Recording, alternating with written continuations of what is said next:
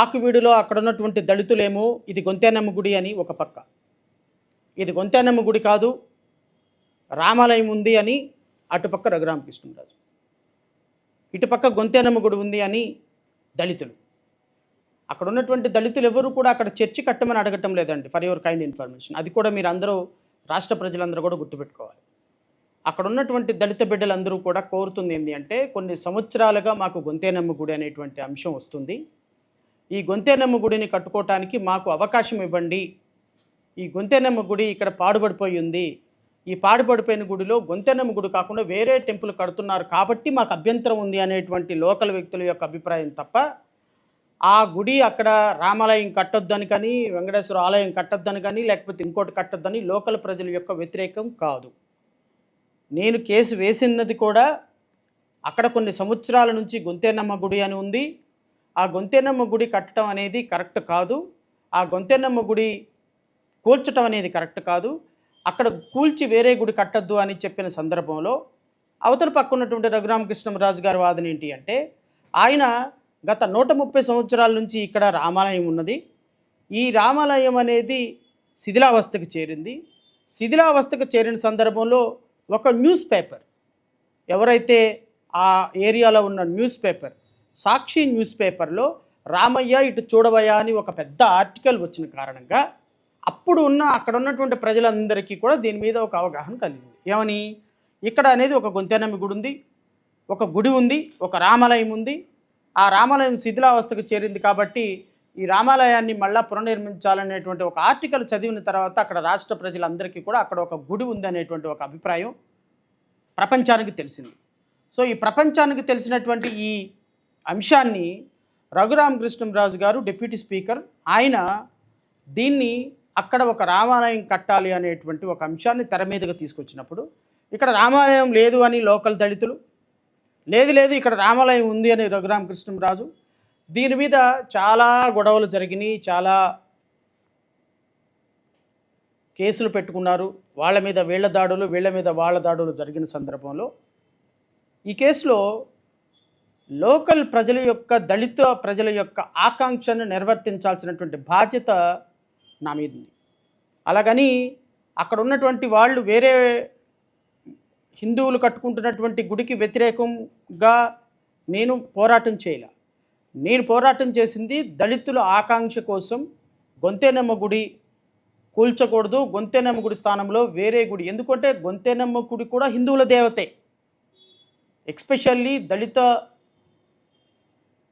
కుటుంబాలలో దళిత వాడల్లో గొంతేనమ్మ అనేటువంటి ఒక ఆలయం, అది హిందూ ఆలయం, దళితుల ఆరాధ్య దేవత, లోకల్ గాడెస్ అంటారు. ఆ సందర్భంలో నేను ఫైట్ చేసిన సందర్భంలో దీని మీద రకరకాల హైకోర్టులో రిట్ పిటిషన్స్ వేసిన సందర్భంలో, హైకోర్టులో మొదటిసారి రిట్ పిటిషన్ వేసినప్పుడు ఆ లోకల్ ప్రజల చేత హైకోర్టు ఒక మాట చెప్పింది. ఏమని అంటే, అనుమతులు ఏమీ తీసుకోకుండా ప్రభుత్వ స్థలంలో ఎటువంటి నిర్మాణాలు చేపట్టద్దు అని. అనుమతులు ఏమీ తీసుకోకుండా ప్రభుత్వ స్థలంలో ఎటువంటి నిర్మాణాలు చేపట్టద్దు అని. ఆ హీరింగ్కి డిప్యూటీ స్పీకర్ రఘురామకృష్ణరాజు గారు కూడా అటెండ్ అయ్యి, ఆయన కూడా మేము అనుమతులన్నీ తీసుకుంటాము, ఖచ్చితంగా దీనికి అనుమతులు అంటే మొట్టమొదటి అనుమతి తీసుకోవాల్సింది ఆకువీడు మున్సిపల్ కౌన్సిల్ తీర్మానం. మున్సిపల్ కౌన్సిల్ తీర్మానంతో అనుమతుల ప్రాసెస్ మొదలవుతుంది.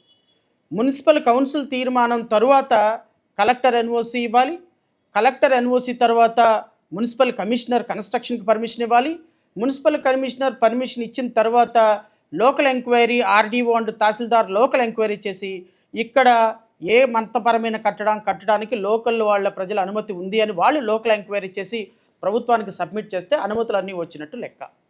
సో ఈ అనుమతులకి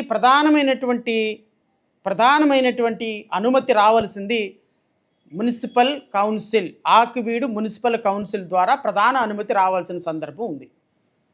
సో ఈ విధంగా హైకోర్టులో వాళ్ళు ఒప్పుకున్న తర్వాత లోకల్ యొక్క కౌన్సిలర్లు లోకల్ కౌన్సిల్ సభ్యులకు అనుమతి తీసుకున్న తర్వాత మాత్రమే ప్రొసీడ్ అవుతామని చెప్పిన తర్వాత ఈరోజు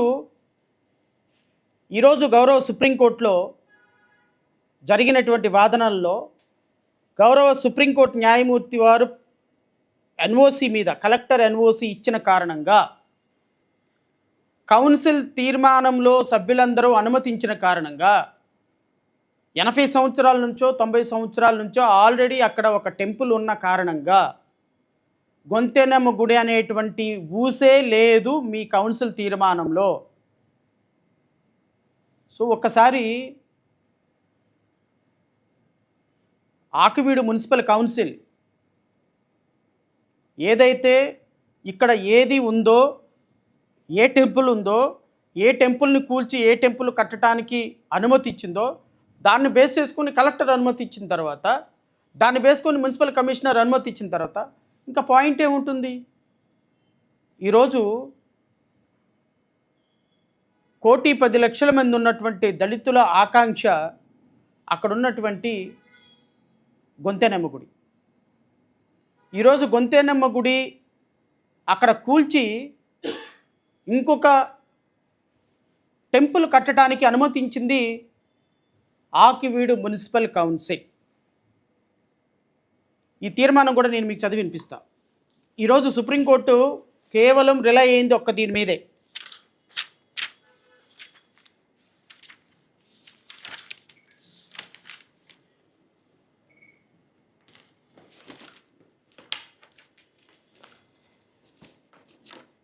ఎందుకంటే రాష్ట్ర ప్రజలకి కొన్ని అంశాల పట్ల ఏం జరిగిందనే విషయం తెలియపరచడం నా బాధ్యత. కాబట్టి ఈరోజు నేను ఇవన్నీ కూడా ప్రజల ముందు పెట్టడానికి ఈ ప్రెస్ మీట్ ఏర్పాటు చేశాను.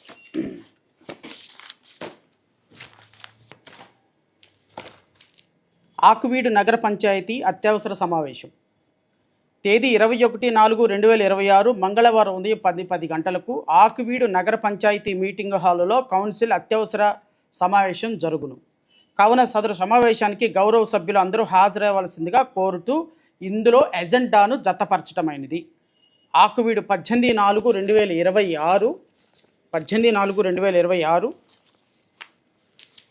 చైర్పర్సన్ మున్సిపల్ కౌన్సిల్ ఆకివీడు నగర panchayat.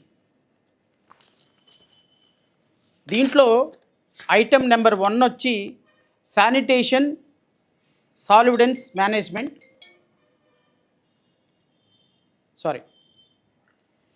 Number 2 drinking water facility,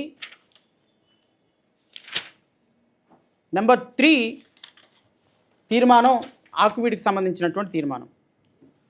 3వ తీర్మానం శ్రీ జడ్డు దుర్గాప్రసాద్ సెక్రటరీ, శ్రీరామ ఆలయ అభివృద్ధి కమిటీ ఆకివీడు వారు 14/4/2024 మున్సిపల్ కమిషనర్ ఆకివీడు నగర పంచాయతీ వారికి దరఖాస్తు సమర్పించి ఉన్నారు. సదరు దరఖాస్తు సర్వే నెంబర్ 470/12లో శిథిలావస్థలో ఉన్న రామాలయం చోట అంటే అక్కడ గొంతెనమ్మ గుడి ఉందని వాళ్ళు ఒప్పుకోవటంలా. మున్సిపల్ కౌన్సిల్లో తీర్మానం కూడా అది రామాలయమే అనే అంశాన్ని రాసి నూతన రామాలయ నిర్మాణానికి అనుమతి కోరుతూ చేసినటువంటి ఈ తీర్మానానికి ఈ కౌన్సిల్ సభ్యుల్లో ఉన్నటువంటి 19 మంది కౌన్సిలర్లు, ఈ 19 మంది కౌన్సిలర్లు కూడా ఎవరో నేను చదివి వినిపిస్తాను. పొప్పుల సత్యనారాయణ, పడాల శ్రీనివాసరెడ్డి, గోపిశెట్టి సత్యవతి, మోపిదేవి సత్యవతి, బత్తుల శ్యామల, శ్రీమతి తిరుమలరెడ్డి మాధవి, శ్రీమతి గుర్రన్న నాగలక్ష్మి, కిమిడి అరుణకుమారి, బొల్లా వీరాశ్వేత, నేరెళ్ళ ప్రసన్న, దిడ్డి జగదీష్, కట్టా రవీంద్రనాథ్ ఠాగూర్, గోదేల అప్పారావు, కాకితట్ల జాన్ విస్లీ, జిల్లా పైడిరాజు, ఎండి అఫ్రూన్ ఉన్నీసా, శ్రీమతి మోతుపల్లి కుమార్. ఈ కౌన్సిలర్లు 18 మందిలో 4 కౌన్సిలర్లు తెలుగుదేశం వాళ్ళు, 13 మంది కౌన్సిలర్లు సమావేశంలో ఉన్నవాళ్ళు వైఎస్ఆర్సీపీకి సంబంధించినటువంటి కౌన్సిలర్. వైఎస్ఆర్ కాంగ్రెస్ పార్టీకి సంబంధించినటువంటి 13 మంది, తెలుగుదేశానికి సంబంధించినటువంటి 4, అంటే మెజారిటీ కౌన్సిల్ సభ్యులు తీర్మానం మేరకు ఓట్లు వేసిన వాళ్ళల్లో 13 మంది ఆ ఆకివీడులో మున్సిపల్ కౌన్సిల్లో 13 మంది సభ్యులు వైఎస్ఆర్ కాంగ్రెస్ పార్టీ వాళ్ళు ఉంటే 13 మంది సభ్యులు కూడా ఏదైతే ఆకువీడు గొంతేనమ్మ గుడి కూల్చి అక్కడ రామాలయం కట్టడానికి దళితుల మనోభావానికి వ్యతిరేకంగా ఓటు వేసినటువంటి 13 మంది కౌన్సిలర్ సభ్యులు కూడా గౌరవ ప్రతిపక్ష పార్టీ నేతకు సంబంధించినటువంటి సభ్యులు. ఈ 13 మంది వేసినటువంటి ఓటు కారణంగా ఆకువీడులో ఈరోజు దళితులకు సంబంధించినటువంటి గొంతెన్నమ్మ గుడిని కూల్చి ఆ స్థానంలో రఘురామకృష్ణరాజు కోరుకున్నటువంటి ఒక ఆలయాన్ని కట్టడానికి ఆ కౌన్సిల్ ఏకగ్రీవ తీర్మానం చేసింది. ఈ కౌన్సిల్ చేసినటువంటి ఏకగ్రీవ తీర్మానం కాపీ సదరు దరఖాస్తును పరిశీలించగా తహసీల్దార్ ఆకువీడి మండలం వారు ప్రస్తుత రామాలయంకు చెందిన ఆకువీడి గ్రామ పరిధిలో శిథిలావస్థలో ఉన్న సోన్సో 476/12లో సదరు గోడ మీద రామాలయం అని రాయబడిన ప్రస్తుత వెబ్నెట్ అడంగల్ కూడా ఈ విధంగానే నమోదు కాబడినట్టు తెలిసినది. కాబట్టి పై దరఖాస్తును పరిశీలించిన పిమ్మట రెవెన్యూ అధికారుల ప్రాప్తికి సర్వే నెంబరు సెంట్ల స్థలంలో శిథిలావస్థలో ఉన్న రామాలయం ఉన్నట్లుగా తెలియజేసినందున మున్సిపల్ నిబంధనలు మరియు వర్తించే ప్రకారం నిర్మాణ కార్యక్రమాలు చేపడతామని ఆకువీడు సోన్సో వారు చెప్పగా అధ్యక్షత కొరకు గౌరవ కౌన్సిల్ వారు ఆమోద కొరకు సమర్పించడం అనేది ఈ కౌన్సిల్ తీర్మానం అదే రోజు యునానిమస్గా ఆమోదించడం జరిగింది. సో ఈరోజు ఈ కౌన్సిల్ తీర్మానాన్ని బేస్ చేసుకొని కలెక్టర్ రెస్పాండెంట్ నెంబర్ 3 ఈవిడ సి నాగలక్ష్మి ఈరోజు సుప్రీంకోర్టులో వేసినటువంటి కౌంటర్ ఇది. సుప్రీంకోర్టులో వేసినటువంటి కౌంటర్లో నాగలక్ష్మి గారు ఏం రాశారు అంటే, ది చైర్పర్సన్ ఆకువీడు నగర panchayat issued emergency council meeting notice on 18/4/2026 scheduled the meeting on 21/4/2026 inter alia to consider agenda number 3 relating to reconstruction of the Sri Ramalayam Temple and survey number 470/12, the municipal council, after considering the issue, passed the resolution number 3 dated 21/4/2026. కాబట్టి నేను council తీర్మానాన్ని base చేసుకొని ఆకువీడు రామాలయంలో కట్టడానికి నేను permission ఇచ్చాను. So ఒక్కసారి council తీర్మానం చేసిన తర్వాత నేను ఎన్ఓసి ఇచ్చాను. నా తర్వాత కాన్సిక్వెంట్గా మున్సిపల్ కమిషనర్ పర్మిషన్ ఇచ్చాడు. సబ్సిక్వెంట్గా ఆర్డీఓ తహసీల్దార్ కన్స్ట్రక్షన్కి ప్రొసీడ్ ఓపెనర్ కన్స్ట్రక్షన్ ప్రొసీడ్ అయింది. Basing on these records supreme court permitted రామాలయం టు కన్స్ట్రక్ట్. సో రామాలయాన్ని అధికారులు ఇచ్చిన నివేదిక కారణంగా, మున్సిపల్ కౌన్సిల్ ఇచ్చినటువంటి తీర్మానం కారణంగా ఈరోజు రామాలయం కట్టుకోవడానికి అభ్యంతరం ఏమీ లేదు.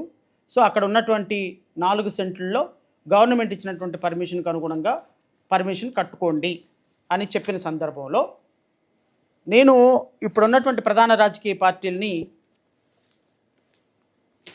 Both Telugu Desam and YSR Congress party ఎవరు ఎగ్జంప్షన్ ఏం కాదు. ఈరోజు ఒక చిన్న 4 సెంట్ల స్థలంలో ఉన్నటువంటి ఒక చిన్న స్థలంలో కూడా వాళ్ళేమో లోకల్గా ఉన్నటువంటి వాళ్ళేమో ఇక్కడ గొంతెనమ్మ గుడి అంటారు, ఇది కాదు ఇది రామాలయం అని మీరు అంటారు. ఈ ఒక్క చిన్న స్థలానికి సంబంధించి కొన్ని కోట్ల మంది ఎమోషన్స్ ఉన్నాయన్న సంగతి అటు వైఎస్ఆర్ కాంగ్రెస్ పార్టీకి తెలుసు, ఇటు తెలుగుదేశం పార్టీకి తెలుసు. ఈరోజు ఇది రాజకీయపరమైనటువంటి విమర్శ అయితే ఖచ్చితంగా కాదు. కానీ ఈ రాష్ట్రంలో బడుగు బలహీన వర్గాల కోసం, ప్రజాస్వామ్య హక్కుల కోసం పోరాటం చేస్తున్నటువంటి ఒక వ్యక్తిగా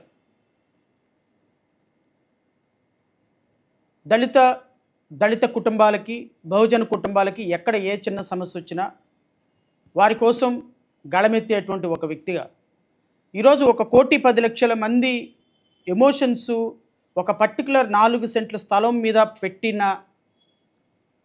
పెట్టుకున్నటువంటి సందర్భంలో ఒక రాజకీయ పార్టీలుగా ఈ అంశాన్ని మీరు డీల్ చేసినటువంటి విధానం కొన్ని కోట్ల మంది దళితుల మనోభావాలు దెబ్బతిన్నాయన్న మాట మీరు గుర్తుకు పెట్టుకోమని కోరుతున్నాం.